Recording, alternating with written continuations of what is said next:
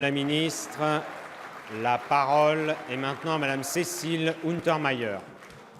Merci, Monsieur le Président. Madame la ministre de la Santé, les services d'urgence craquent, les hôpitaux manquent de moyens et le personnel nous met en garde en disant que la sécurité des patients ne sera plus forcément assurée cet été.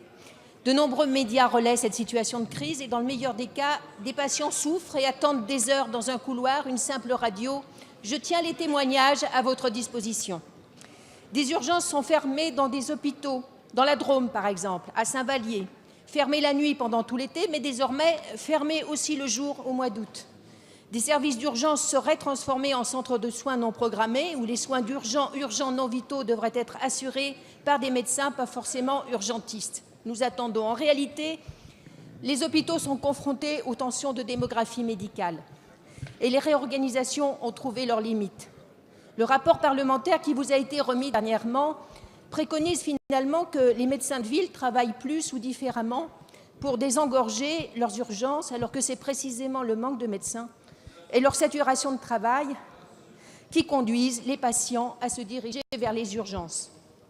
À ce propos, quel dommage, Madame la ministre, que notre proposition de loi portée par Guillaume Garot, tendant à encourager une répartition équitable des médecins sur le territoire et qui répondait d'ailleurs aux préconisations de la Cour des comptes, n'ait pas été reprise par votre majorité. Au regard de cette situation des urgences, que pouvez-vous nous dire de leur dysfonctionnement, des fermetures ponctuelles constatées que l'on redoute définitives à terme et de la conséquence pesant sur les populations les plus fragiles d'un accès aux soins urgents qui n'est plus offert dans la proximité? Je vous remercie. Merci Madame la députée. La parole est à Madame Agnès Buzyn, ministre des Solidarités et de la Santé.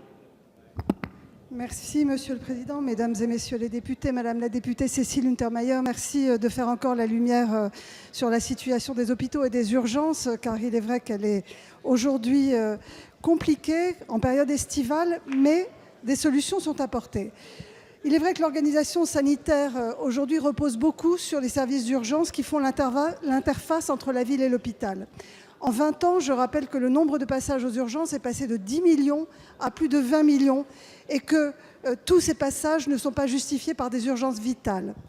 Aujourd'hui, je peux dire que la situation est maîtrisée cet été. On note 18 établissements en tension sur les 650 services d'urgence existants en France.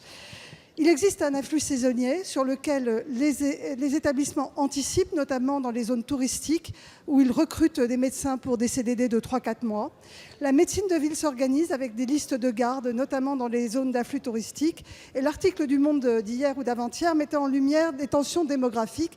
Il est vrai que nous avons aujourd'hui un déficit démographique de médecins qui touche à la fois les urgences, mais aussi et beaucoup les médecins généralistes. L'article du Monde met aussi que la tension s'exacerbe en période estivale et nous suivons tous les jours la situation des services d'urgence au niveau du centre de crise du ministère de la Santé. Les ARS tiennent un décompte des lits ouverts, des personnels sur place et certaines solutions ont été apportées en anticipation, notamment une souplesse du décompte du temps de travail des urgentistes, des poules d'urgentistes disponibles sur une région. L'ARS Île-de-France a près d'une trentaine d'urgentistes disponibles pour être dispatchés. Et puis des mutualisations des urgentistes au sein des groupements hospitaliers de territoire. Nous avons augmenté le nombre de postes d'internes en formation pour la médecine d'urgence à plus de 400 cette année. Pour la première fois, c'est une nouvelle discipline qui existe. Et la transformation du système de santé qui va être mise en œuvre va organiser la médecine de ville sur les territoires.